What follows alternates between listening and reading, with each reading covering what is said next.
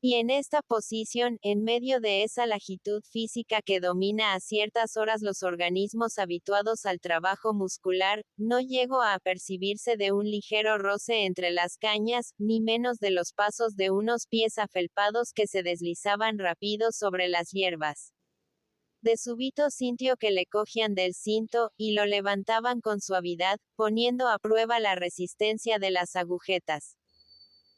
Ismael, sin perder el ánimo, comprendió bien pronto que aquella no era una mano de hombre, y sí una zarpa formidable, cuyas garras se extendían y cerraban con fuerza oprimiendo su cinto y ropas para arrastrarle lejos del sitio. Un olor acre y nauseabundo confirmó su creencia de que tenía al lado una fiera. El espíritu de propia conservación le obligó a estarse inmóvil por el instante. La bestia feroz había venido al rumbo, y en vez de destrozarle, al verle quieto dormido o muerto tentaba llevárselo al fondo del juncal. Convenía la inmovilidad absoluta.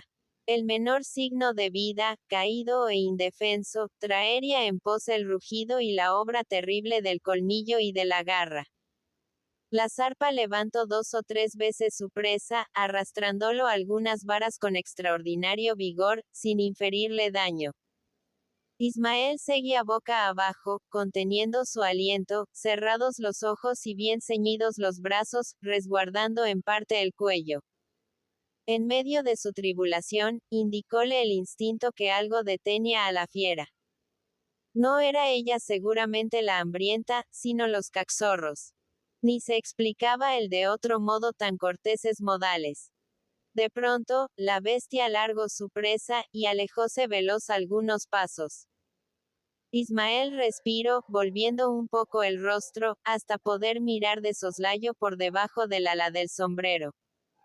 No pudo menos de estremecerse.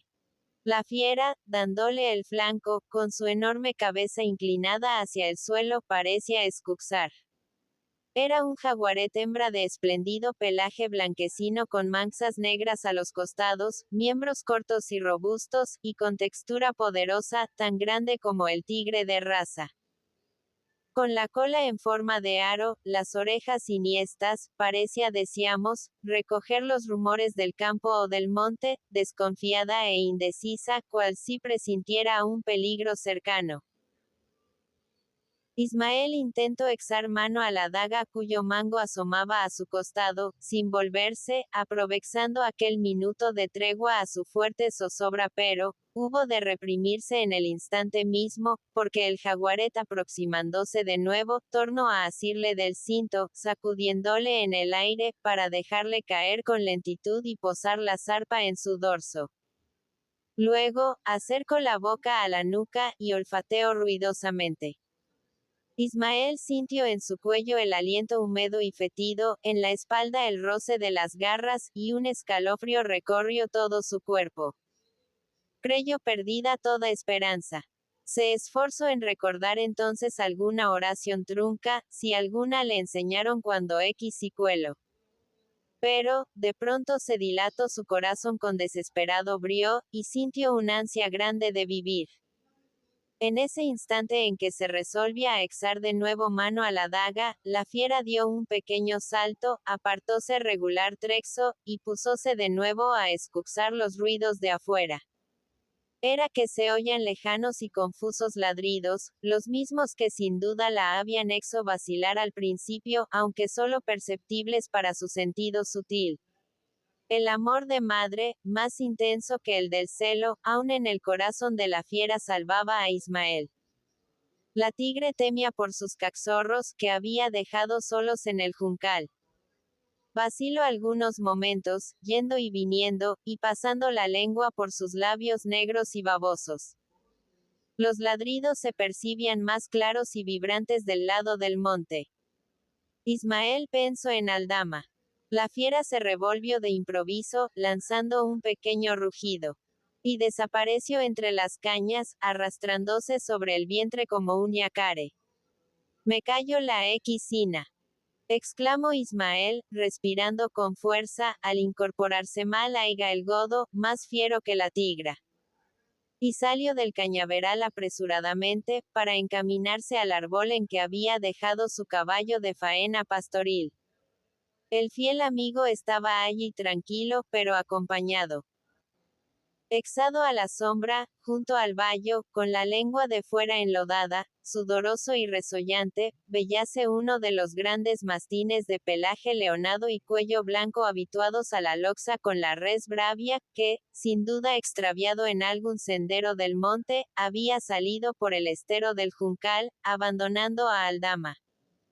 La presencia del caballo de Ismael, bastó a detenerle. Allí había amos. El asta aguda de los toros había hecho ligeras lesiones en la piel del perro, adornándola de bandas rojizas. Y sus fauces bien abiertas aparecían llenas de espuma y sangre. Ismael montó a caballo, y alzando el rebenque con ademán brusco señaló el juncal espeso diciendo como si fuera comprendido por el mastín. Criadero de tigres, blandengue. Movete a matar cachorros. Blandengue se levantó de un salto, y exo a andar en pos del jinete que se dirigió al monte, a paso de trote. Por allí cerca, bajo unos zarandies que formaban isleta, encontrábanse dos gauxos vagabundos armados de trabucos. Velarde se les juntó, convidándolos a pitar, y con su bota de caña. En las horas que se subsiguieron, ningún peón de la estancia vio a Ismael en el campo.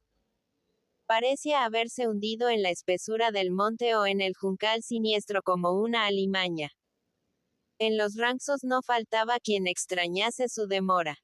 Acostumbraba él a encontrarse en la enramada al caer el sol, y ya era noche profunda. Felisa había rondado alguna vez cerca de ella, sin decir palabra. Aldama al verla, habíase dicho: anda averiguando. Él también no dejaba de sentirse algo inquieto por la falta de Ismael, y para ello le asistían sus razones. Almagro, en cuyos labios gruñían en cada frase las pasiones groseras, tuvo en sus encuentros casuales con la criolla algunas torpezas que decirla, que ella devolvió con sus peculiares visajes de ironía y desprecio. El semblante de Jorge tenía moxo de raro esa noche. Y esa su expresión de cruda taimonia, resaltaba más a la luz de un fogón, próximo al cual se había puesto a conversar con Aldama sobre las ocurrencias del día. El blandengue se cortó en el monte decía este, pa' allá del Juncal. Y a la cuenta los jaguaretes lo arañaron. Los ojos de Almagro se encendieron en su fulgor felino. Afectando reposo, preguntó: ¿y qué es de Ismael? Ya debía estar aquí. Cuando fui al cañizal, ni rastro del repuso Aldama con extrañeza. El ganao no enderezó a los joncos de la barra. Y Pam y Ismael se dentro al monte atrás de los aullidos de blandengue. El mayordomo quedóse pensativo, en tanto Aldama encendía un cigarro de tabaco negro y papel grueso. El rincón ese es fiero, añadió, despidiendo humo por las narices. La tigrada anda ronzando siempre carne de cristiano. Jorge experimentó una emoción fuerte, y refregóse despacio las manos. En ese momento ladraron los perros. Y Blandengue, lleno de sangre y lodo, entróse inesperadamente en la enramada. Traía rasgada en diversas partes la piel del hocico, y la del cuello abierta en un costado, hasta mostrar la pulpa. Mayordomo y peón se miraron. Pa' que vean no más, dijo Aldama, cogiendo al perro con las dos manos de la cabeza. ¿Y a dónde quedó Ismael, blandengue? Aquí anda, contestó una voz tranquila en las tinieblas. Ismael, que acababa de apearse a corto trexo, adelantóse con una carga sobre los hombros. Buenas noches les dé a Dios, dijo con su aire de indolencia. Y arrojó al suelo el bulto. ¿Qué es eso?, preguntó Almagro acremente. Ismael detuvo en su semblante sus ojos pardos, esta vez muy abiertos, y colgando el rebenque en el mango de la daga, respondió con la mayor calma. El cuero de una tigra. 14 pasaron algunos días. Jorge Almagro seguía reconcentrado y bilioso. Buscaba ocasiones para zaherir a Ismael. Una vez le reprendió por haberse alejado 2 horas del lugar de la faena. Otro día le lanzó una palabra deprimente. Ismael le miró hosco, en silencio, y diole la espalda. Este Tupamaro busca el rigor, había dicho el mayordomo, viéndolo alejarse. Aldama recogió la frase, y la transmitió a Ismael. Este había fruncido el ceño, y contestado algunas palabras ininteligibles, con las que, según Aldama, había querido significar que en todo caso, haría él de repente con el mayordomo lo que se hacía con un toro para reducirlo a güey. Cierta tarde, se apartaban del rodeo o gran núcleo de ganado, algunas reses para saladeros. Todo el personal del establecimiento estaba ocupado en la faena. El sol diluía su fuego en la atmósfera haciendo sofocante el ambiente, y el polvo levantado por los cascos de los caballos enceguecía a los jinetes, en medio de una labor improba y dura en que la destreza está a cada momento desafiando el peligro, y en que la fuerza muscular del hombre entra en prodigiosa competencia con el brío del ganado mayor. A esta tarea, habían concurrido numerosos hombres de campo de otros distritos. Y entre ellos, un gaucho bizarro, que estaba al frente de la invernada del Rincón del Rey. Buliciosa animación sentíase en esa parte de la comarca. El tropel de los caballos en sus frecuentes galopes, los roncos bramidos y las voces enérgicas de los jinetes, llevaban sus ecos a gran distancia, en los campos. En medio de aquel cuadro de robusto colorido, que de lejos pareciera entre su niebla de polvo, torneo de toros y centauros embistiéndose y reloxando con furor, destacábase Jorge Almagro con un gran grupo de peninsulares interesados en la compra de novillos propios para la faena de saladero. A su alrededor la vacada se revolvía en gruesa espiral de astas en perpetuo roce, resoplando azorada y oprimida dentro del círculo impuesto por hombres y perros. Alguna vez, este cerco era roto con fiereza, y algún toro bramando se abría paso para desaparecer bien pronto en la hondonada, cuando los agudos colmillos de blandengue u otro fuerte mastín no le sujetaban de la nariz aplacando sus ímpetus de una manera instantánea y compeliéndole a retroceder en su impotente furia.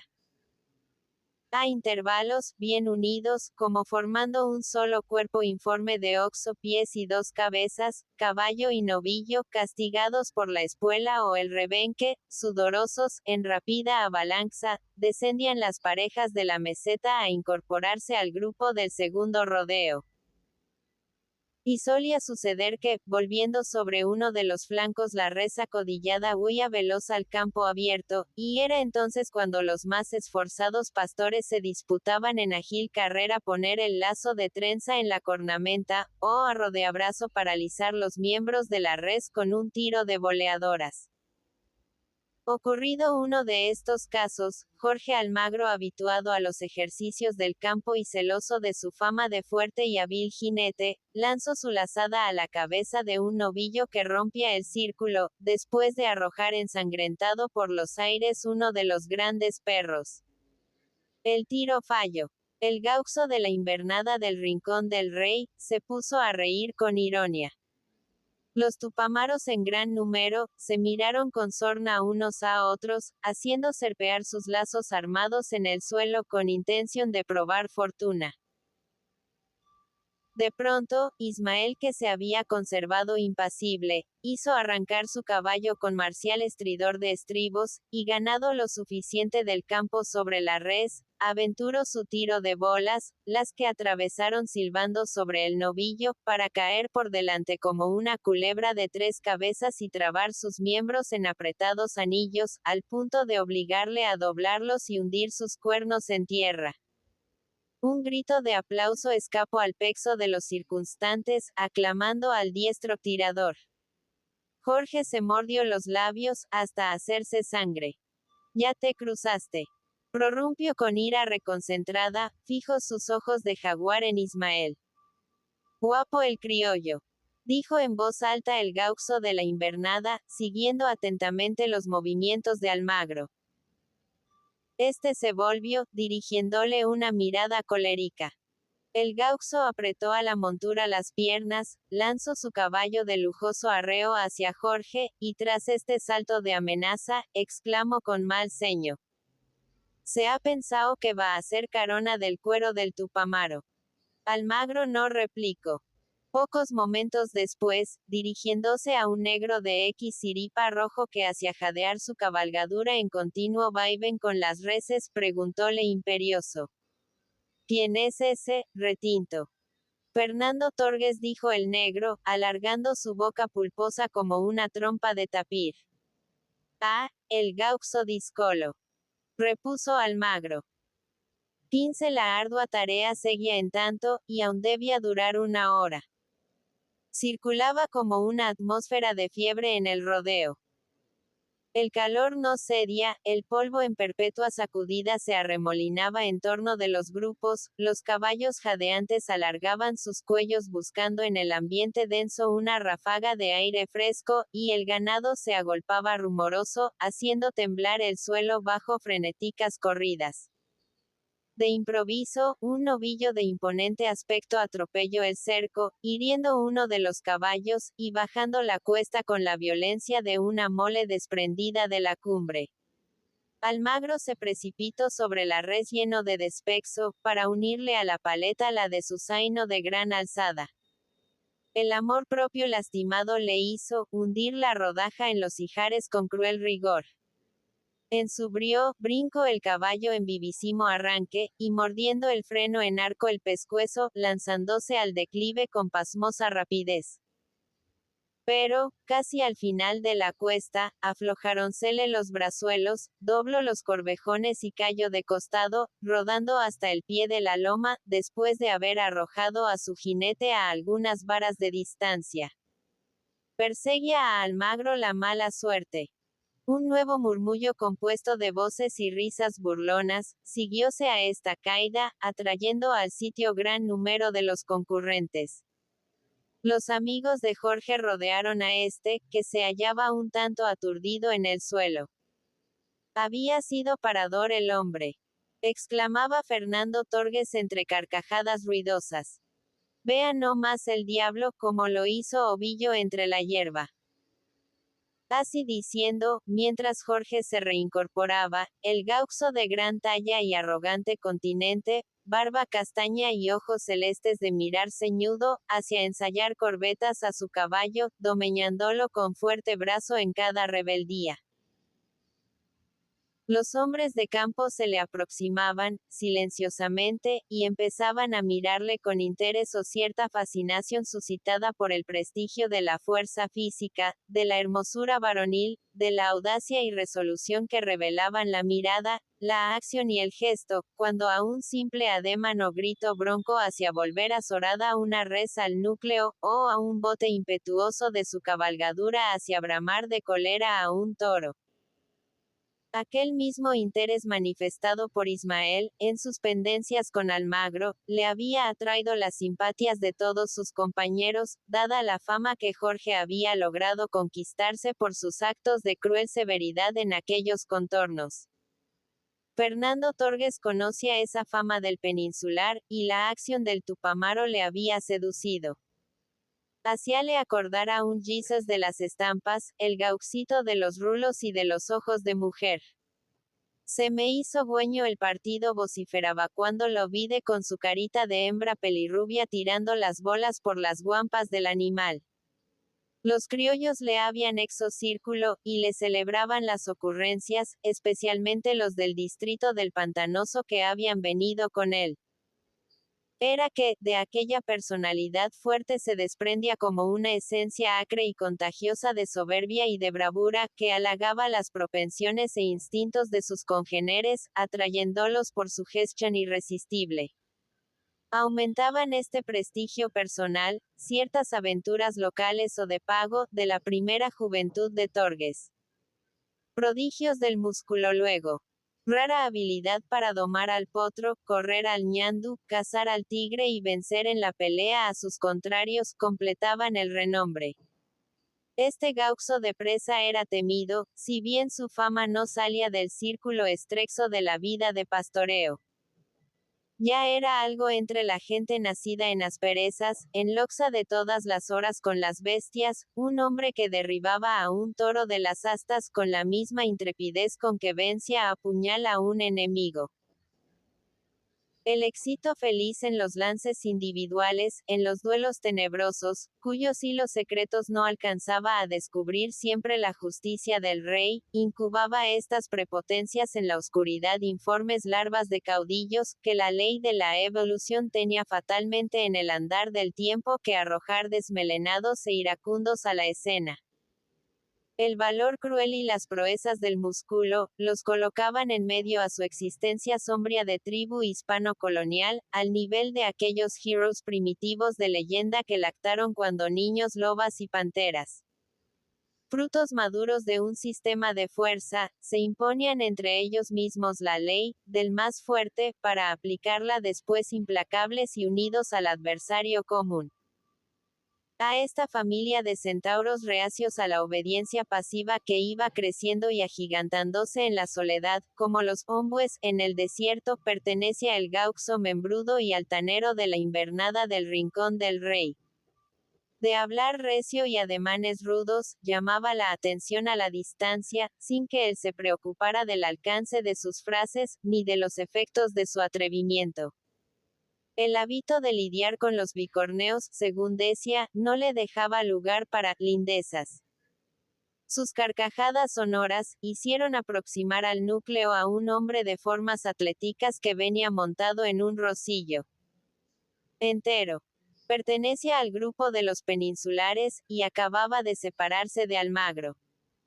Por su aspecto, reconocíase al primer golpe de vista al hombre campero, ágil y sufrido. Traía daga cruzada por delante, pantalón y bota de vaqueta. De mirar duro y oblicuo, con un cigarro en la boca, púsose a escuchar en silencio, escupiendo de vez en cuando de lado, sin mover la cabeza ni apartar la tagarnina de los labios casi invisibles entre el espeso boscaje de su barba. Ninguno puso atención en él. El círculo se había estrechado alrededor de Fernando, quien en ese instante mantenía vivo el interés de los oyentes relatando un episodio de sensación ocurrido a orillas de Santa Lucia. Un jefe de partida de celadores, que así se llamaban los soldados del preboste, había martirizado a un criollo muy mancebo todavía, por sospechas de hurto. La indignación era grande en el distrito, porque fuera de ser la víctima inocente, se había defendido solo contra toda la fuerza de la hermandad, cayendo al fin abrumado por el número. Según Torges, añadía, el mozo hizo mueca al peligro con una media luna de cortar jarretes, y con ella desjarretó 2 godos como para hacerlos andar en 4 pies. Una voz que venía de fuera del círculo formado por el grupo, interrumpió aquí a Fernando, diciendo: «Te vas en lengua, voceador». Torges se empinó en los estribos, y exandóse atrás el sombrero, contestó: «Nunca le criaron pelos, y lo que dice lo sostiene el brazo, señor onde estampa. Falta verse, Matamoros». Y el jinete de formas atléticas, que no era otro que el dueño del campo en que ocurriera el suceso, levantó en alto su rebenque de cabo y pasadores de plata con aire agresivo. «Abran canxa», gritó Torges rugiente. «Voy a señalar a ese godo en la oreja. Y yo a tarjarte la lengua». El círculo se abrió de súbito, entrándose al medio el del rosillo.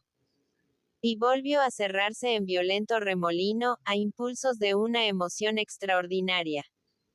Los 2 hombres exaron veloces pie a tierra, y las dagas relumbraron. «Arrollate no más el tartán, y cuida de tu alma», dijo Torges, oprimiendo con furia el barboquejo, entre sus dientes. «Así ha de ser», repuso en voz breve, lívido y descompuesto el del rosillo, envolviéndose con giro rápido en el brazo izquierdo una especie de sal de vicuña que había traído a modo de banda sobre el cojinillo de su montura. Y sin hablar más, temiendo se les escapara la fuerza con la voz, se fueron al encuentro encorvados a largos pasos de felino. Hasta que, acortada la distancia y caídos en guardia a su manera, torcido el cuerpo y cambadas las piernas, miráronse un momento en las pupilas como si en ellas estuvieran las puntas de las dagas. En el grupo no se oye el más leve murmullo, reinaba ese silencio profundo que impone, entre fuertes ansiedades, un duelo a muerte. Todos los ojos estaban fijos. Pálidos los semblantes y mudas las bocas. 16 Las dagas se cruzaron despidiendo XSI paz en el X-soque, para separarse, ondular, recogerse y alargarse de nuevo como víboras rabiosas.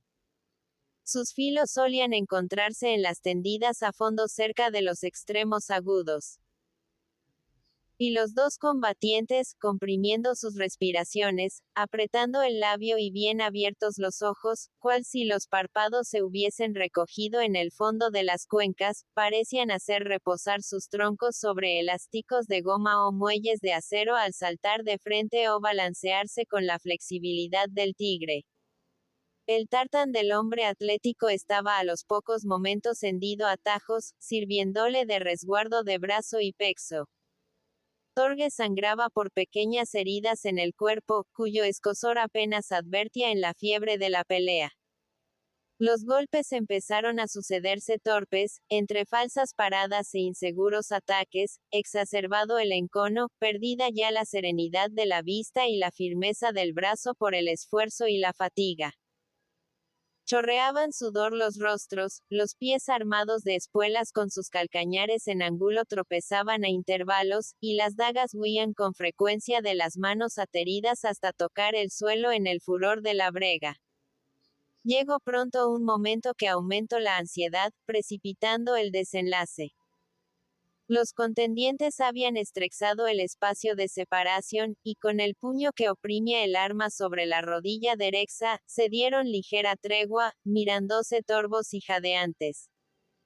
Tras estos segundos de descanso, el hombre de la barba espesa se tiró a fondo con un movimiento rápido y violento, a punto de perder su guardia e irse sobre el adversario como una pesada mole. El golpe habría sido mortal, si aquel no salta de flanco librando el pexo, y ofreciendo solo su brazo izquierdo a la punta del arma. Al sentirse lastimado, Torges levantó la daga, barbotando con ronca voz. «Vale, Tarja». Su brazo volteóse con la fuerza de un barrote de hierro, y la daga cayó abriendo ancha herida en el robusto cuello de su enemigo, que abandonó el acero ensartado en el brazo de Fernando, para rodar por tierra a la manera del potro que recibe un golpe de garrote en el testuz. El grupo, ya muy numeroso y compacto, se arremolinó con el rumor de la marea. Todas las bocas respiraron ruidosamente. El vencedor, al arrancarse la daga de la herida y al arrojarla lejos, enrojecida con su sangre, dijo con su acento fiero: «Vean si está bien muerto». Los jinetes en tumulto, aproximaronse más al cuerpo del vencido que yacía de costado entre un gran X-sarco sangriento, y se quedaron mirándole en silencio. Difícil hubiera sido reconocer en aquellos rostros si el sentimiento que en ese instante predominaba, era el del interés que inspira la desgracia del guapo, o el de la compasión que despierta la muerte de un hombre. El hecho era que, a la voz de Fernando, todos se habían movido como por un resorte. El gaucho bravo tenía en los ojos una fuerza avasalladora. Ninguno se acordaba en aquel momento de la justicia del rey. Sabido es que la costumbre de ver sangre, aunque fuere la de las bestias, cebaba y subyugaba a los que habían nacido en los hogares del desierto y contemplado desde la edad más tierna cómo palpitaban las entrañas de la res abierta en canal, segundos después que el coccillo había dividido las arterias del cuello. Este vapor de sangre que se aspiraba en la infancia endurecía el instinto, y adobaba la fibra. Entonces, en el periodo de la adolescencia, depravada la sensibilidad moral, llegabéis a asistir con deleite a las loxas mortales de los hombres y las hazañas cruentas del valor. Este espectáculo, en los lances singulares, embriagaba y suspendía. Una atracción irresistible encadenaba los espíritus agrestes a la escena del drama, hasta que declarada la victoria, la superioridad del triunfador los hacía esclavos de su prestigio, de su fuerza y de su imperio. El caudillaje, por lo mismo, no fue nunca otra cosa que un cautiverio de voluntades por la coerción decisiva de la audacia, de la intrepidez y del éxito, en la soledad de los campos, en medio de las tinieblas de la ignorancia y del error, lejos de la influencia eficaz de las autoridades, allí donde la libertad indomita tenía por vehículo al potro, por refugio el seno de los bosques, y por tipo genérico al primitivo gauxo de la leyenda heroica. Escenas como esta a que nos referimos, de tiempos ya lejanos, tiempos de la primera generación, en que la raza empezaba a sentir el hervor de los instintos hasta entonces reprimidos, y a desprenderse apenas de su corteza de barbarie de su piel exarrua, si se nos permite la imagen animando la escena con la variedad pintoresca del Tupamaro, eran escenas propias de la índole genial del pueblo, frecuentes y trágicas, sin represión inmediata, en que se adiestraba el músculo, dándose desarrollo increíble a las pasiones con abandono absoluto del cultivo de la inteligencia y del sentido moral. La ley de la herencia ejercía todo su imperio en la vida tormentosa del embrión. El menor episodio de guerra o loxa de familia se caracterizaba por una propensión irreductible de los instintos ciegos, más que por la fuerza del cálculo o la malicia de la idea. Se vivía de sensaciones. Y, el odio o la venganza las ofrecían a cada hora en nuestra edad del centauro y del hierro. La escena que dejamos relatada, había removido las pasiones del grupo por un momento. Después había sobrevenido algo como una calma indiferente. Uno de los campeones estaba en el suelo, extinta para siempre su fiereza. Jorge Almagro se encontraba en el extremo opuesto del rodeo, apresurando la conclusión de la parte de novillos, cuando el negro de Siripa rojo azuzando sin descanso a su rucio rodado que no salía ya de un pesado trote, con una sola espuela de rueda enorme, ceñida a su pie desnudo y calloso, se le acercó para decirle que el hacendado Tristán Hermosa acababa de caer malherido en Loxa con el capataz de la invernada del Rincón del Rey. ¿Y él? Preguntó entre tartajoso e iracundo el mayordomo. Cribao y manco, seño. Almagro picó espuelas, seguido del grupo, ordenando que se largase el ganado. A mitad de su galope, alcanzó a divisar hacia la izquierda moxos jinetes que se alejaban a buen paso del sitio de la tragedia. Que se cure la manquera. Murmuró con sorda rabia. A su tiempo, conmigo ha de ser. En el lugar de la loxa, solo se veían dos hombres. Aldama e Ismael. Tres de los grandes mastines, exados junto al cuerpo inmóvil, alargaban sus hocicos oliendo la sangre que empapaba las hierbas. Así que Almagro llegó, lanzóse rápido del caballo, y dando con el mango del rebenque en la cabeza de uno de los perros que arrastró en su fuga a los otros, sacudió con fuerte brazo el cuerpo de Hermosa, hasta volverle de rostro. Y púsose a contemplarle, pálido y mudo. Ismael salivó a un lado con displicencia, y dijo sencillamente: Dijunto. Ahorita no más jipeo, con un gorgorito añadió Aldama. Almagro levantó la cabeza gestudo, mirándoles por debajo de las cejas. Enseguida quitóse un gran pañuelo a cuadros que llevaba en el cuello, y rodeó con él el de Tristán Hermosa, cuya herida era ancha y profunda. La daga había ofendido venas y arteria, sucediéndose una hemorragia mortal.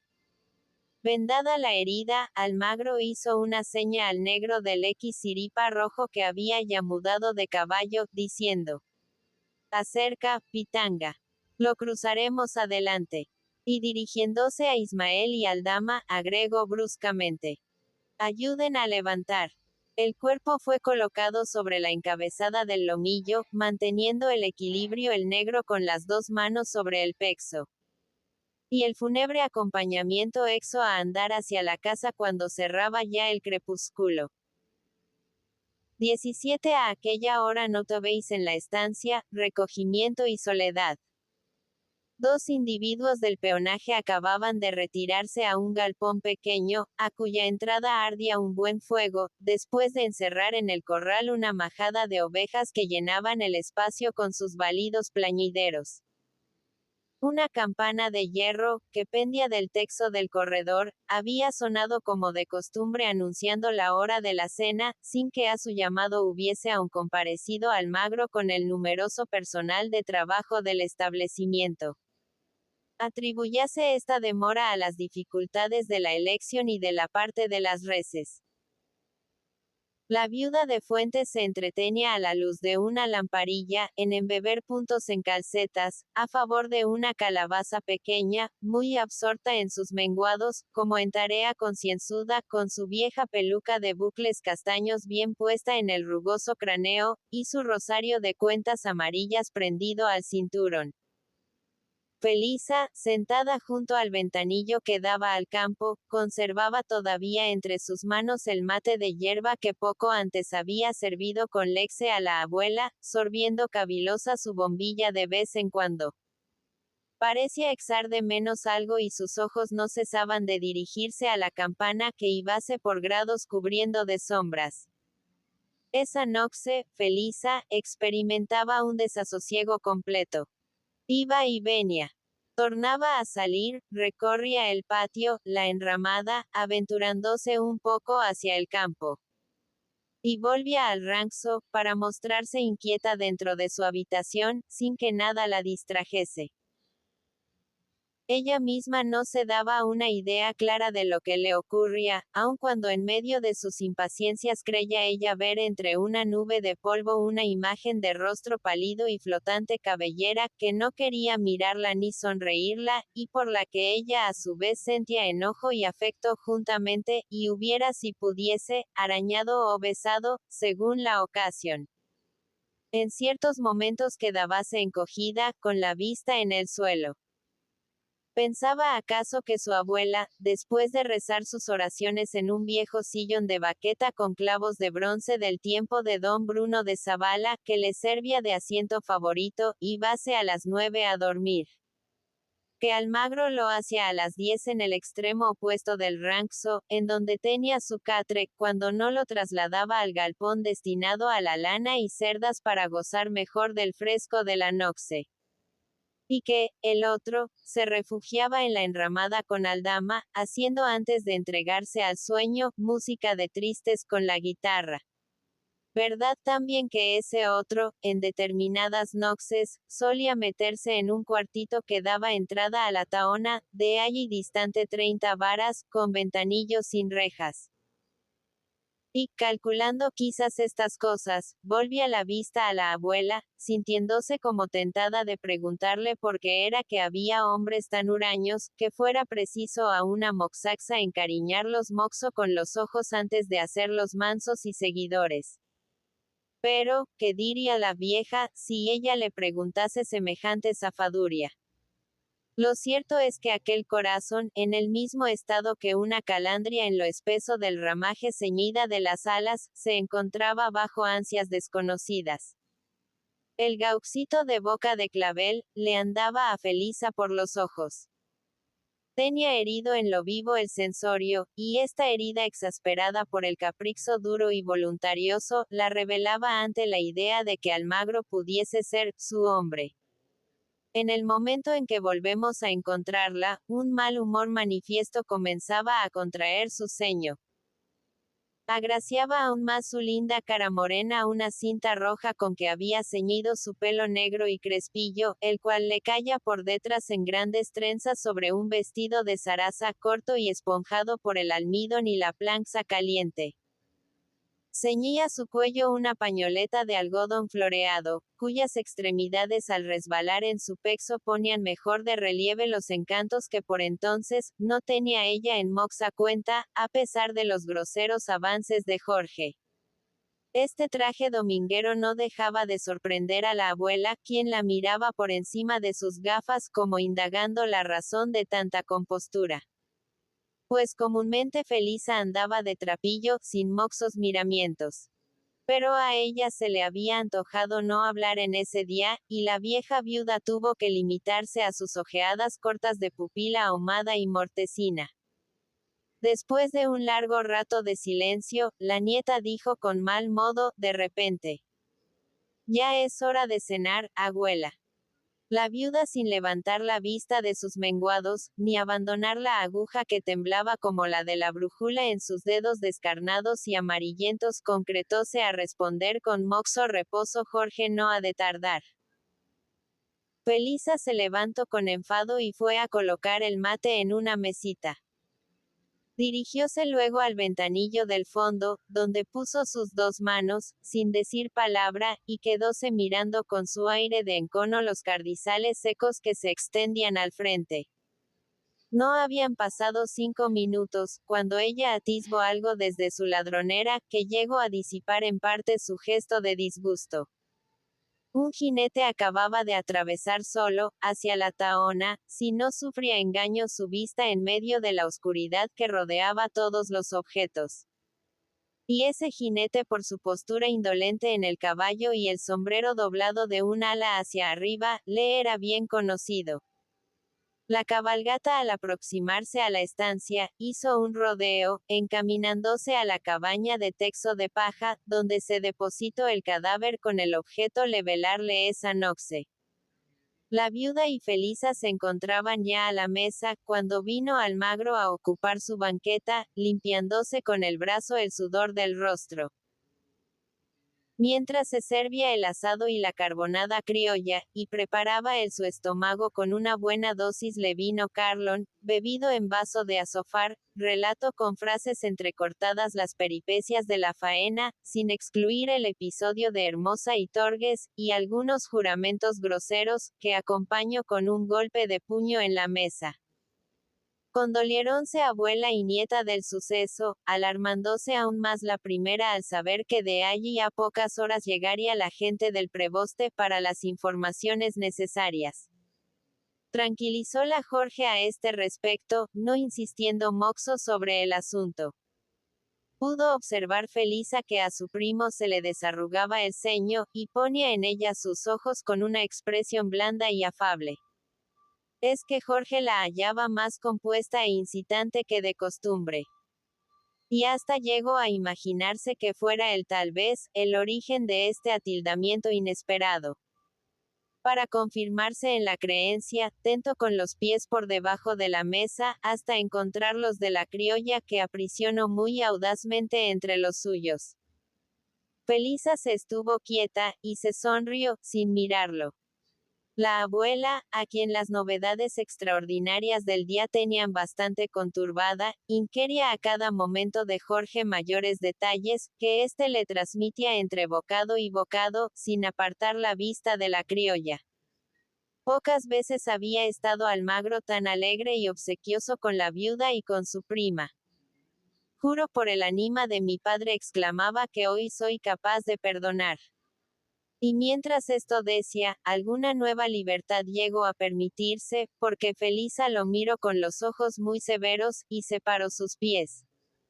No se resintió él por eso. Y pasados pocos segundos volvió a comenzar. Antes de tocar la cena a su término, la vieja viuda se levantó para pasar a la pieza que servía de dormitorio, tanto a ella como a su nieta. Así que hubo salido, Jorge detuvo a Felisa que se marchaba detrás, con las mejillas encendidas, y ese aire suspicaz y altanero propio de una mujer que ha tolerado demasiado.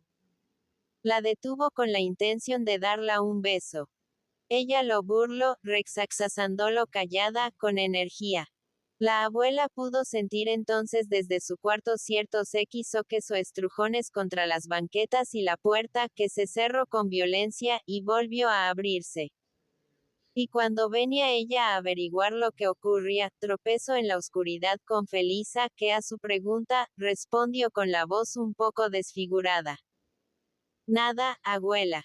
Y pasó adelante con los ojos cuajados de lágrimas, llevándose la mano al seno, como si allí hubiesen dejado escozor doloroso unos dedos brutales. La viejecita se volvió más tranquila, dando un bostezo. Felisa fue a sentarse junto a su ventanillo, silenciosa, con la barba apoyada en la palma de la mano, las orejas ardiendo y la mirada colérica. 18. En tanto que esto ocurría en las habitaciones de la viuda de Fuentes, otras escenas se preparaban en el extremo opuesto.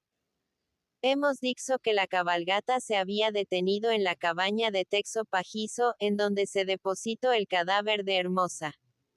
Ismael se apartó del grupo, una vez en aquel sitio. Estoy cavilando en cosas fieras, le había dicho al dama al separarse, con aire aprensivo. Los perros principian a aullar. Oh, el ánima del difunto, hermano. No creiba. A canto de gallo, ante la mañanita, vide en el cielo una estrella con cola, de la parte haya del bañao. No piensa que haiga agüero. A la cuenta se enmarida una bruja. Y al decir esto Ismael, encogiéndose de hombros imperturbable, habíase dirigido a la tahona. Cuando paso por delante de la ventanilla de Felisa, miro de soslayo. La sombra de la criolla se dibujaba en el fondo. Ismael se apeó a la puerta de la tahona, y ató su caballo a un arbusto, sin bajarle el recado.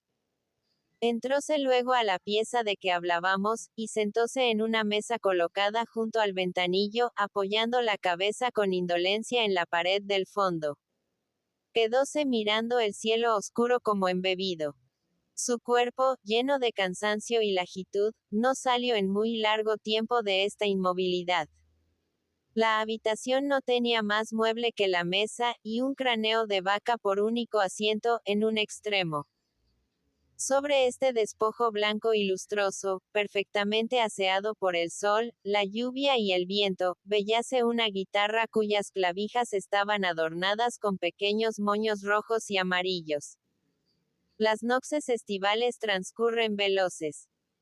Cerca de las 11, Ismael, sin sueño aún, algo inquieto y febril en medio de las mismas fatigas de la jornada, por la excitación de sus nervios, cogió la guitarra, y volviendo a su asiento, púsose a templar las cuerdas. La oscuridad y el silencio rodeaban el edificio principal. En la cabaña de Texo Pajizo entraban o salían algunos hombres, que parecían relevarse en la vela del cadáver. La puerta abierta permitía verle de cuerpo entero dentro de un mal féretro, fabricado con viejas maderas, a la luz roja y oscilante de varias bujías de sebo, cuya humaza formaba como una niebla espesa en el interior. Aldama, un poco agitado por extrañas preocupaciones, merodeaba cerca de la tahona.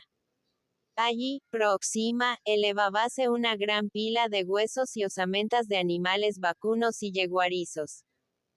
Apeóse junto a estos despojos, diciéndose a media voz. Ismael está cantando. Se sorprendió de que no le hubiese aflojado la cinza al pangare. Tras esta observación, y siempre bajo el influjo de sus presentimientos, practicó con su caballo esa diligencia y apartándolo del sitio, lo ató a una estaca, sin quitarle el bocado. Dirigióse enseguida al cercano arbusto, donde había visto el caballo de Ismael, e hizo lo mismo, después de conducirlo al terreno en que asegurara el suyo. Los bocados, sin camas ni coscojas, les permitían saborearse con el trébol. Aprestábase en pos de esto a platicar algunos momentos con su compañero, cuando algo de extraño y sospechoso en las sombras, lo detuvo. Alguien avanzaba sigilosamente hacia la tahona, y parecióle a Aldama bulto de mujer. El pensar que fuera Felisa no le causó asombro, porque él estaba enterado de las cosas de Ismael. Pero sí, inquietud. En aquella noche Aldama se sentía más supersticioso que nunca, y recordaba sin saber por qué el gesto de Jorge Almagro. No había de ser bruja la que se enmaridase. Allí había un muerto. La noche estaba negra. Al mayordomo le comía un gusano el corazón. Ismael cantaba como un pájaro en la rama y la hembra venía revoloteando. Y aquellos diantres de perros que no dejaban de llorar. Aldama se agazapó detrás de la pirámide de huesos. La sombra pasó cerca, cautelosa. Las dudas se desvanecieron en el espíritu del gauxo. Vea no más, con que noxe. Pa este riesgo grande, es fuerza que ya no puedan vivir sin verse. La calandria ciega se va al rumbo de la canturria. Y allí cerquita, está gritando la corneja por los ojos del difunto. Felisa pues ella era siguió sin ruido alguno hasta el ventanillo, al que acercó su rostro. Ismael que en ese instante cantaba una trova con una voz baja, si bien afinada y casi musical, cayó de súbito ante aquella aparición, quedando presas en sus uñas las cuerdas de la guitarra. Miráronse los dos, callados algunos momentos. Felisa cogióse del tosco marco del ventanillo, y púsose a columpiarse, apartando la vista de Ismael, para dirigirla a uno y otro lado, como si algún temor la perturbase. Mirábalo luego a él, y, volvía a darle el perfil, deteniendo su ligero columpio para escuchar mejor los ruidos de las casas. Blandengue, que por allí vagaba, llegóse de pronto olfateando y posó su enorme cabeza en el muslo de la garrida moza, meneando despacio la cola. Ella le dio un golpecito con la mano, y lo empujó con el pie. Blandengue dio un resoplido, y fuese paso a paso. Ismael se había bajado de la mesa, y aparecido en el umbral de su puerta baja y estrecha con la guitarra en la mano. Felisa le hizo un mohín de menosprecio, y presentóle la espalda. Después simuló alejarse con los brazos cruzados y el aire muy indiferente, sandungueando, su pollera corta y sacudiendo sus trenzas en gracioso meneo. Vení, dijo Ismael con tono arisco. Sin hacer caso a este llamado, Felisa caminó un ligero espacio, y volvió luego al rumbo, como quien pasea al aire fresco. Ismael la tomó de la muñeca bruscamente, apretándosela. Déjame, prorrumpió ella con acento seco. El tiro, sin embargo, sin ninguna disposición de largar. Felisa hizo hincapié en una de las paredes de adobe de la tahona que presentaba bastantes grietas y aberturas en su base. Y así se sostuvo por breves segundos, sin dejar de mirar para afuera. Pronto perdió esa última posición, y de improviso, sin que se apercibiese que algo había puesto ella de su parte, vióse en el interior del cuartito a oscuras, acordándose recién que quien la tenía cogida era peligroso.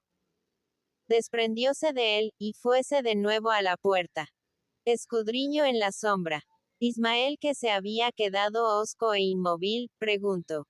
¿Anda ahí el gato Montes? Felisa se estremeció en la oscuridad, y dominando la impresión causada por esas palabras, dijo: «¿Le tenés miedo?». Los ojos oscuros de Ismael centellearon. «La de Ao», contestó con desprecio, mirando hacia la cabaña. Y yéndose a ella, volvió a asirla nervioso. Cedió Felisa, esta vez. Velarde conservaba la guitarra en la mano izquierda. Ella le empujó del brazo, diciendo: «Toca no más». Ismael sintió arderse. Y púsose a pulsar el instrumento sin saber lo que hacía, arrancándole sones desacordes. «Ansí no», exclamó la criolla con dureza. Y deslizó sus dedos en las cuerdas, para concluir posándolos en la mano ardorosa del tañedor, que al contacto quedóse quieta. Después, Ismael se exó el sombrero a la nuca, y la guitarra cayó al suelo, gimiendo al soque como un ave que se cae dormida de las ramas. Las dos bocas se acercaron, y por un instante estuvo la del cantor prendida entre temblores al clavel de carne. Luego se apartaron el uno del otro, sucediéndose el silencio. 19 Ismael alargó las manos temblorosas, y empezó a tantear. Ella dejó hacer. Miróle y sonrióle, con los ojos húmedos y brillantes. Alguna vez pasó sus dos manos sobre las de él, no para reprimirle sus nerviosos tanteos, sino para acariciarlas. Sentíase feliz. Los alientos del varón le encendían la sangre, quemándole todo el cuerpo, y se abandonaba sin resistencias, acercando y retirando su cabeza del pecho de su amante, con esos movimientos bruscos al principio, pausados luego, de una voluntad que se rinde. En cierto momento él la estrujo en un arrebato enérgico. Suspiró Felisa, acercóle otra vez su boca ardiendo, e hizóle presa el labio con los dientes. Quiso el desasirse por un segundo, echando atrás el rostro. Mas ella le cogió suave con las dos manos de los rulos, y volvió a beber fuego en aquella boca sombreada por un bigotillo negro con la tenacidad de una abeja en un pétalo de flor lujuriosa. Entonces él se apoyó en la mesa, y la atrajo, con ímpetu rudo, callado, entre las sombras. Y cuando Felisa quiso decir algo, que se quedó atravesado como un nudo en su garganta, ya era tarde.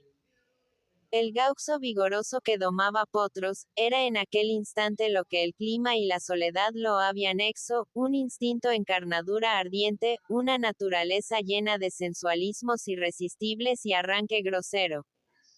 Al sentir la presión de sus manos, como tenazas, ella se abandonó con cierto deleite dejando caer la cabeza en su hombro. Transcurrieron algunos momentos. Al cabo de ellos, una sombra negra apareció en el umbral sin que de ella se apercibiera ninguno de los dos. Con acento débil y balbuciente, decía Felisa: «Yo me voy». ¿Quién era la sombra interpuesta en el umbral? El mayordomo, acosado por el celo, había pasado del rancho en que se velaba el cuerpo de Tristán Hermosa, al de la familia de Fuentes. La vieja viuda dormía y el lecho de Felisa parecía solitario. Jorge estuvo escudriñando algún tiempo. Después se dirigió a la cocina y supo por una negra que allí fumaba su caximbo, junto al fogón apagado, que la criolla se andaba por el campo, atrás de los vixos de luz. Almagro fuese. Descalzóse detrás del rancho las espuelas que dejó allí tiradas, y encaminóse derecho a la tahona, probando primero si el filo de su daga estaba al pelo. Aldama, escondido en el montón de huesos, lo vio pasar como agazapándose en las sombras. Pero, no tuvo tiempo de prevenir a Ismael, porque el mayordomo estaba ya a pocos pasos de la puerta, cuando él, ante esta aventura, volvió a acordarse del aullido de los perros y de la estrella con cola. Jorge escurrióse hasta el ventanillo. Y escuchó. Como le pareciese oír resuellos o respiraciones ahogadas de dos personas, la sangre se le subió a la cabeza. Y con la cautela y la agilidad de un felino, introdujóse sin ruido en la tahona. En ese momento, Felisa pronunciaba las palabras que dejamos consignadas, y disponíase a desasirse de su amante, cuando sintió que una mano áspera y ruda cogía sus trenzas, y helósele la sangre. Esa mano o zarpa le rozó la nuca. Oyéndose luego un crujido singular, el que hacer pudiera el filo de un coxillo al cortar la cabellera de un solo golpe, en tanto barbotaba esta frase, una voz ronca e irascible: «Te habías de dar al más ruin, perdida». Escapó al pecho de la criolla un grito casi ahogado, al reconocer el acento del español. Dejóse caer de rodillas. Y cogiéndose con las dos manos la cabeza despojada de sus trenzas, lanzóse enseguida sobre él, y clavóle las uñas en el rostro. Jorge la rechazó con brutalidad, arrojándola fuera de un empellón, que acompañó de un terno sangriento. Ismael rechinó los dientes, y saltó como una fiera. Dejóse oír tan solo ruido de rodajas, en aquel brinco siniestro. Los ojos de Almagro, redondos y fosfóricos como los del ñacurutu, brillaban fijos en las tinieblas. Estaba él encorvado, con las piernas en comba, junto a la puerta, conteniendo la respiración, para eludir el encuentro al primer equisoque, arrastrándose hacia afuera. Su afilada daga, tendida en guardia baja, oscilante como un péndulo en el crispado puño, despedía blancos reflejos. Ismael dio un segundo bote ciego de rabia, y mellarónse las dagas, exando xs paz, al x socar en la sombra. El pie de Jorge, al asentarse con la pesadez del plomo, tropezó en la caja de la guitarra caída en tierra. Y las cuerdas estrujadas dieron rumbo cierto a Ismael, que dirigió rápido al sitio la punta de su arma. Un relámpago de luz verdosa surcó la atmósfera, inundando la escena del drama. A esta instantánea iluminación Ismael pudo percibir a Aldama, de pie a algunas varas de la puerta, inmóvil, y cuchillo en mano. Y a su enemigo a 1 metro apenas de distancia con la cabeza hundida en las espaldas en actitud de arrastrarse hacia el campo. El momento era decisivo. Siguióse una loxa sorda, cuerpo a cuerpo, en la que hasta la cabeza de vaca rodó por el suelo, junto con la mesa. Después, el ruido de una masa que se desploma, y de una hoja de hierro que escapa a una mano ya sin vigor. Luego una ronquera bestial, algo como un resoplido feroz, sucediéndose a la caída en las tinieblas. Por último, un silencio de muerte. Un hombre saltó afuera.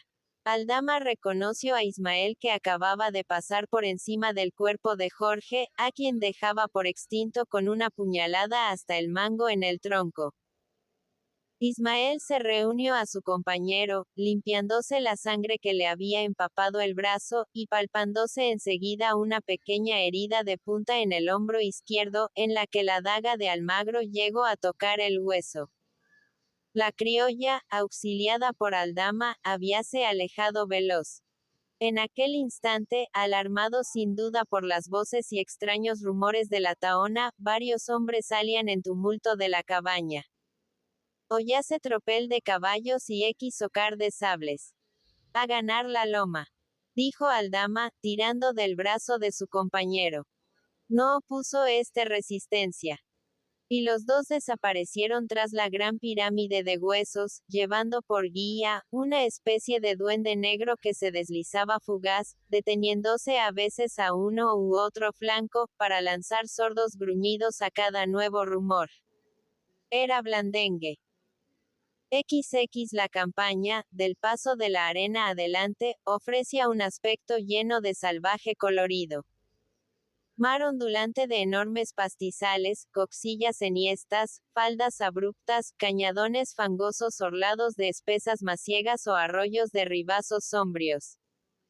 Las estancias o poblaciones veíanse diseminadas a grandes distancias, con sus ranchos circuidos los unos por cardales, los otros de escasos árboles sin fruto.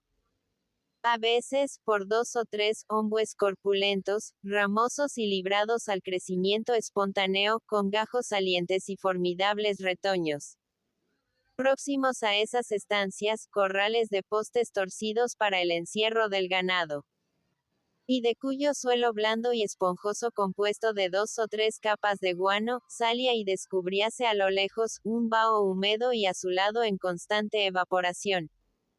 En el horizonte del nordeste, por encima de la línea verde de los bosques, dibujábanse en masas azules y compactas los picaxos y crestas de las serranías pedregosas de las ánimas.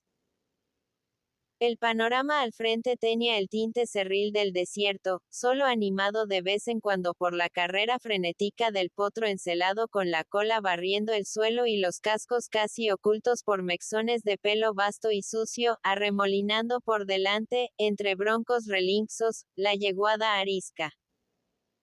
En alguna planicie los toros socavan sus cuernos con ruido estridente entre sordos bramidos, recalentados por el celo y los ardores del sol. Otros se frotaban con fuerza los lomos en las concavidades de las grandes piedras, alzada la cabeza, arqueado el cuerpo y tiesos los miembros inferiores.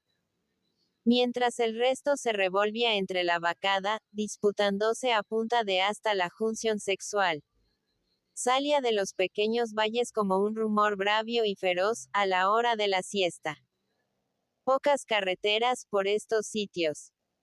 Moxas malezas y boscajes sobre las corrientes de agua, pasos tortuosos, picadas oscuras, ni una huella de arado cerca de las poblaciones, ningún gauxo en movimiento que indicase el trabajo y la faena pastoril. Era la hora de la lajitud y de la modorra, el sueño del mediodía bajo las enramadas o a la sombra de los árboles, entre una nube de mosquitos y una atmósfera de fuego. Cantaba la XSIX zarra. Por estos sitios, y otros idénticos, cada vez más solitarios a medida que avanzaban al trote largo y firme de sus caballos, iban atravesando Ismael y Aldama al día siguiente del lance de la Tahona.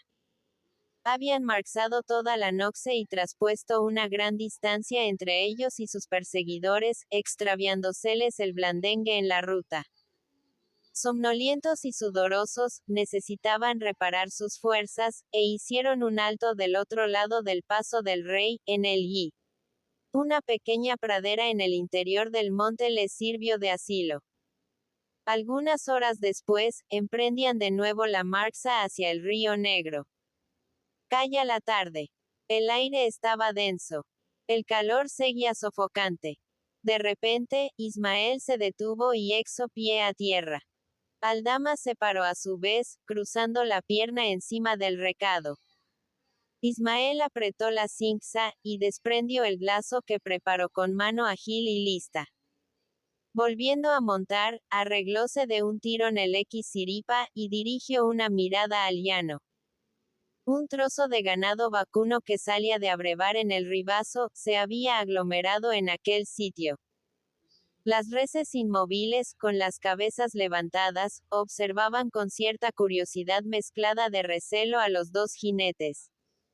Las madres con crías se habían adelantado un poco, refregaban ligeramente con el hocico a sus becerros y dirigían luego sus ojos inquietos a Ismael y Aldama. Los novillos movían a ambos lados la cornamenta y sacudían las colas con aire agresivo. Una vaquillona, sorreada, de cuernos cortos y orejas partidas dio de pronto un salto o brinco juguetón, enseñando una picana maciza y suculenta. Y vino a colocarse a vanguardia de todas, con moxo atrevimiento. Esta gorda, dijo Aldama sin sacarse el barboquejo de la boca con el que entretenía el hambre. Afírmesele a la sorreada, a parcero. Ismael se exó el zambergo a la nuca, en silencio, puso espuelas arrancando con viveza, y revolcó el lazo. El ganado se volvió rápido haciéndose un montón para emprender la fuga, y la vaquillona se quedó a retaguardia, metiendo en todas partes la cabeza en su empeño de abrirse camino. Pero, en uno de los instantes que la alzó para acelerar la carrera, despejado el terreno por su frente, silbó el lazo, y fue cogida por el cuello. Ismael escurrió la lazada con presteza, hasta ceñirla bien. Y sujetando su caballo, volvió bridas. La res saltó con increíble agilidad, balando, y rodó por el pasto como una bola. Antes que pudiese reincorporarse, casi asfixiada por la opresión de la trenza y la argolla, tuvo en el pescuezo la bota de potro de Aldama. Quien, con sin igual destreza, apretando allí en esa forma, y con la rodilla derecha en el vientre de la res, desenvainó la daga, que introdujo veloz en la garganta, y revolvió en la herida, hasta cortar la arteria.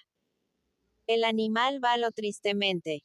Saltó un zorro de sangre negra, y sobrevino muy pronto la muerte entre gorgoritos y temblores.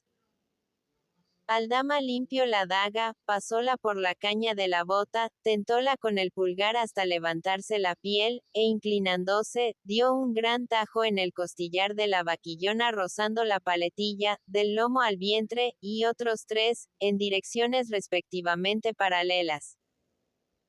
Enseguida cogió uno de los extremos de aquel rectángulo, introdujo el acero bien al ras de las costillas y lo desprendió de ellas a golpes de filo, arrojando a un lado el enorme trozo de carne con pelo, y más de media pulgada de grasa, aquella caliente y todavía palpitante.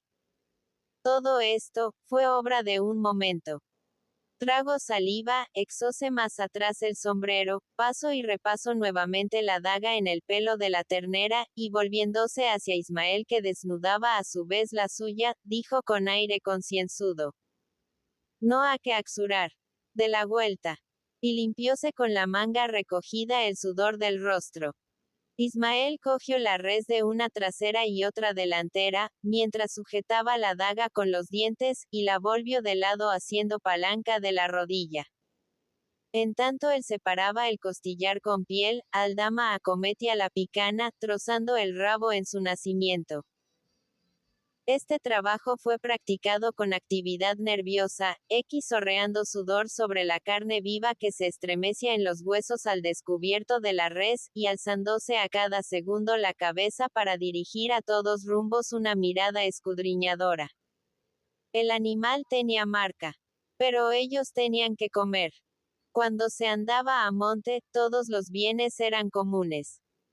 Concluida la tarea ataron a los tientos la carne con cuero, secáronse otra vez el sudor, y exarónse de brazos por algunos instantes en los recados para tomar aliento, con las manos llenas de sangre, los rostros de polvo y desgreñadas las largas cabelleras. Enseguida montaron, y emprendieron el trote. Solo quedaba en el sitio, como un trasunto de la sorreada con las costillas al aire, sin lengua y sin cola, cual si dos jaguares hubiesen cebado en sus carnes colmillos y garras. 21 Los fugitivos, antes que cayera la noche, devoraron al galope una distancia considerable. Tenían por delante la inmensa extensión desierta, arroyos, ríos y selvas. Aldama era el vaqueano en la zona que recorrían, y conocía en ella según él afirmaba, con aire XSO carrero, entre las sombras de la noxe, los campos, por el gusto de las hierbas, y la hacienda gorda, por el ruido de las pezuñas. Calla el crepúsculo, cuando ellos resolvieron guarecerse en los montes del Río Negro, cuajados entonces de matreros. Denominábanse así, no solo los delincuentes y contrabandistas que la hermandad perseguía sin tregua, sino también a los que, sin tener cuentas con la justicia del rey, eludían el servicio de las armas resignándose a una vida montaraz de perpetua zozobra. Esta tenía múltiples faces pintorescas y dramáticas. Los días se pasaban en la espesura, donde el sol deslizaba uno que otro hilo de luz. Se hacía existencia común con los carpinxos, las zorras, los perros cimarrones y aun con el jaguaret. La costumbre genesiaca era para ellos una realidad. Las fuerzas ciegas de la naturaleza les formaban un círculo infranqueable. Domaban el potro y le enseñaban a vivir en potriles tenebrosos, a recorrer los senderos más estrechos y torcidos, a pastar en las praderas sombrías, a abrevar en el cauce oculto del río, y hasta a reprimir sus relinchos en presencia de sus congéneres. El caballo así adiestrado, era un amigo inestimable, leal, inteligente y dócil. De esta manera, el hombre, como los seres inferiores que se arrastran, tomaba parte en el concierto de la selva. Se arrastraba también al pie de las mismas gusaneras erigidas sobre pedestal de helexos bajo las bóvedas, comía a veces como el tipo primitivo el ave que cogía en la rama, el cogollo de palma, la raíz jugosa o la fruta silvestre, y rendíale el sueño en el ramaje, donde arreglaba su lexo, o en el suelo mismo cuando no se veía rastro de alimaña, en medio de un coro de extrañas notas, estridulaciones, gritos, bajidos, silbos, gorjeos, gruñidos y rumores siniestros, a que concluya por habituarse en su condición miserable. Las barbas y el cabello hacían de la cabeza un matorral. Cuando las ropas caían a fragmentos de sexas por el uso y la intemperie, se reemplazaban por otras idénticas, si era eso posible, en las excursiones sigilosas. De lo contrario, se suplían con pieles de novillo o de carnero, se fabricaban siripaes peludos, aunque sobados, y gorros de manga, a coxillo y lesna, y por hilo, tientos de cuero yeguarizo. En los casos de enfermedades, la marcela, maxo y hembra y la infundia de lagarto, servían de drogas. Esos organismos dados a la fatiga, de nalgas de hierro y piernas domadoras, rara vez necesitaban sin embargo, de diuréticos, de emplastos y de astringentes. Cuando lograban entrarse al monte mal heridos en una refriega, lastimados en la entraña como el toro en la pelea, ganaban arrastrándose las anfractuosidades más oscuras, y agotadas ya todas las fuerzas, allí morían en soledad profunda, sin que nadie oyera sus maldiciones o lamentos. Las salidas furtivas en busca de ganado, se efectuaban en ciertas horas cuando se presentía algún peligro cercano. Al rayar el día o al cerrar la noche, pues aún en medio de las tinieblas, el campero sagaz descubre y escoge los animales gordos, cuyo peso bruto, como decía Aldama, denuncia el ruido de las pezuñas. Un oído experto distingue en la oscuridad los pasos de un niño de los de un hombre. Y del mismo modo el gaucho astuto clasifica la res de carnes sólidas entre otras de menos valía. A ocasiones, veía el matrero transcurrir semanas en sus escondrijos intentar aventuras. Y sucedía esto siempre que conseguía reunirse a otros compañeros en la tupida red del monte, y que una punta de hacienda arisca se guarecía en los fértiles prados de su interior.